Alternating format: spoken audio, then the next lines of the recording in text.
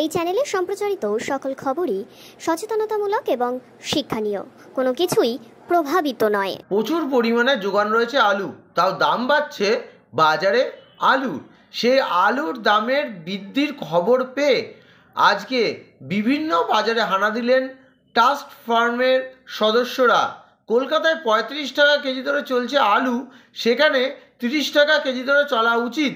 30 টাকার বেশি আলুর দাম নিলে নেওয়া হবে আইনানুগ ব্যবস্থা। সেই নিয়েই কিন্তু বাজারগুলোর ওপরে সতর্ক বার্তা দিলেন টাস্ক ফোর্সের কর্মীরা।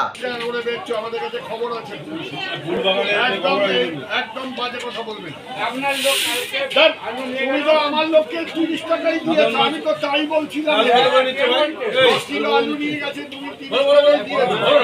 কিন্তু থানার কাছে আপনি বলুন না কি বলছে, 35 টাকা করে বেচছে, কমপ্লেন হচ্ছে। ডিপার্টমেন্ট থেকে এসছে, বরাবরই একই করে। শোনো, তোমরা বুঝতে চাইছো না, ঢুকবি না।